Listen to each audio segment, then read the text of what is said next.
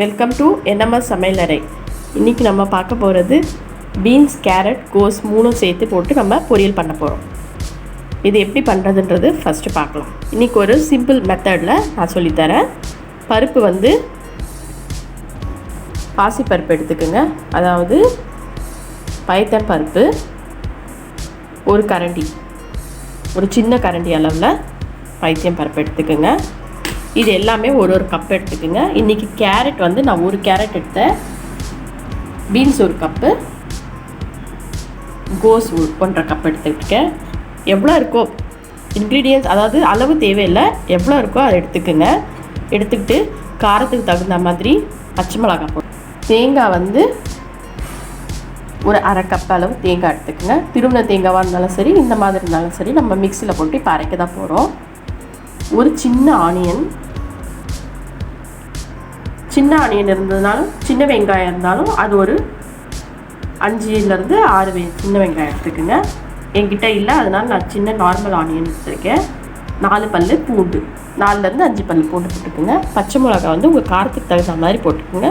நான் இன்றைக்கி இந்த அளவுக்கு எனக்கு 2 போதும், அதனால் நான் 2 போட்டிருக்கேன். வைக்கிறதுக்கு கடுகு, சீரகம், காஞ்ச மிளகாய், உளுந்து, கடலைப்பருப்பு எல்லாமே ஒரு ஸ்பூன் எடுத்துங்க. கடுகு மட்டும் அரை ஸ்பூன் எடுத்துங்க. சீரகம் அரை ஸ்பூன், ஒரு காஞ்ச மிளகாய் எடுத்துக்கோங்க.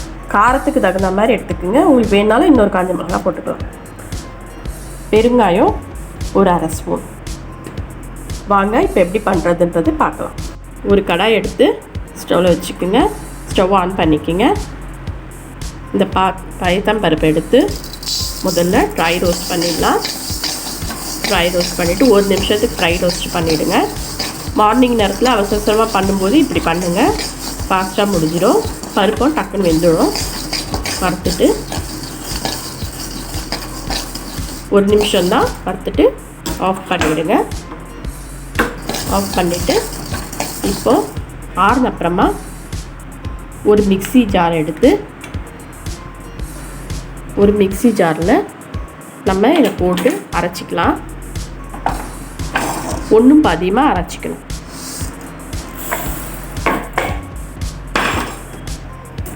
இந்த மாதிரி அரைச்சிக்கோங்க.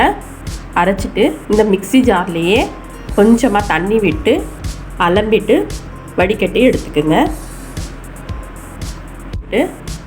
வடிகட்டி அலம்பிட்டு வடிகட்டி எடுத்துக்கோங்க. இப்போது கடாய் திரும்ப ஆன் பண்ணிவிடுங்க. ஸ்டவ்வில் கடாய் வச்சுட்டு தேவையான அளவு எண்ணெய் ஊற்றிக்கோங்க.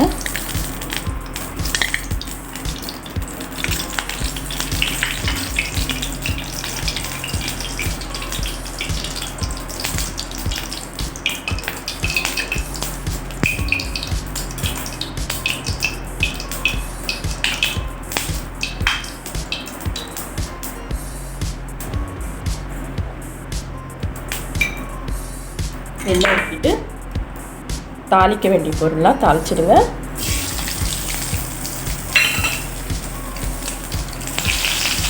கருவேப்பிலை கொஞ்சம் சேர்த்துக்கோங்க.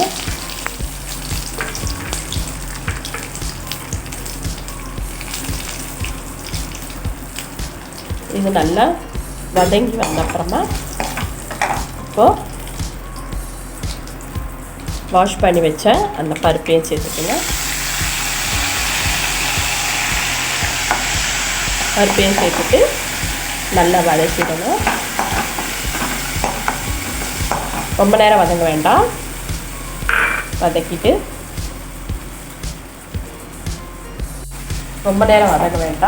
வதக்கிடுங்க. வதக்கிட்டு இப்போ எல்லா காயும் சேர்த்துக்கலாம். Beans first, beans, carrot,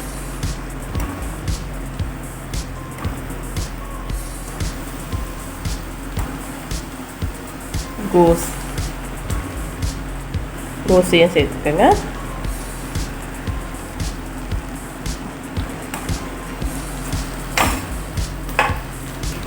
medium ஃப்ளேமில் வச்சுக்கோங்க. இப்போ இது ஒரு 2 நிமிஷத்துக்கு நல்லா வதங்கட்டும்.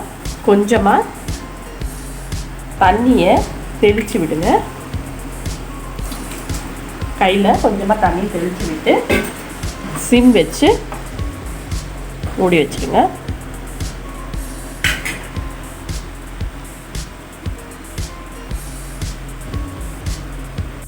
மூடி வச்சுருங்க. ஒரு 5 நிமிஷம் இது வேகட்டும். ஒரு மிக்ஸி ஜாரில் தேங்காய், பூண்டு, பச்சை மிளகாய், ஆனியன் கட் பண்ணி போட்டுக்கோங்க. அரைச்சிக்கலாம். ரொம்ப மைய பேஸ்ட்டாக அரைக்கக்கூடாது. குறப்பாக அரைச்சி எடுத்துக்கோங்க. சரி, பேஸ்ட்டு இந்த மாதிரி குறப்பாக அரைச்சிக்குங்க. அரைச்சிட்டு இப்போது இது என்னாச்சுன்னு பார்க்கலாம்.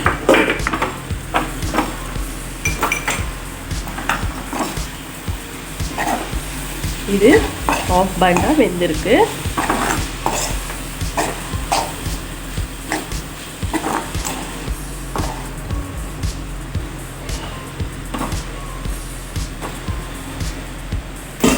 இப்போது இந்த அரைச்ச பேஸ்ட்ரியும் இதில் போட்டுட்டு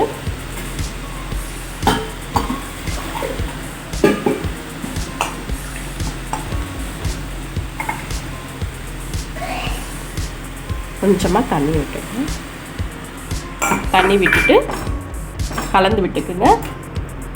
கலந்து விட்டு 5லேருந்து 10 நிமிஷம் வரைக்கும் சிம்மில் வச்சு மூடி வச்சுடுங்க. இந்த ஸ்டேஜில் நம்ம மூடி வச்சிடலாம். இன்னும் உப்பு போடலை. உப்பு இப்போ போட வேண்டாம். இதிலேருந்து தண்ணி விடட்டும். விட்ட அப்புறமா நம்ம லாஸ்ட்டாக உப்பு போட்டுக்கலாம்.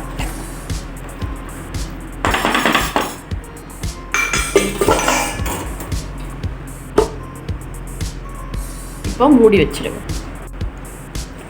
இப்போ பார்க்கலாம் எப்படி இருக்குங்க.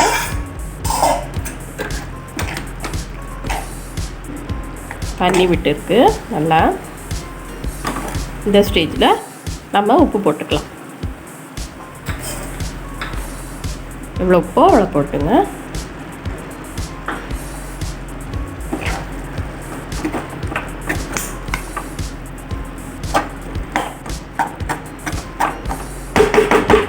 இன்னும் ஒரு 5 மினிட்ஸ் மூடி வைக்கலாம். இப்போ என்ன ஆச்சுன்னு பார்க்கலாம். பாருங்கள், நல்லா வெந்துடுச்சு. பருப்பெல்லாம் கூட நல்லா வெந்து வந்துடுச்சு. அவ்வளோதான். உங்களுக்கு வேணும்னா மஞ்சள் தூள் வேணாலும் போட்டுக்கலாம்.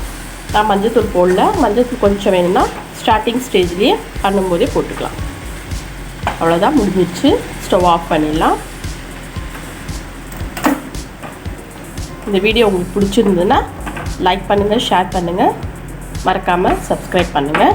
தேங்க்ஸ் ஃபார் வாட்சிங்.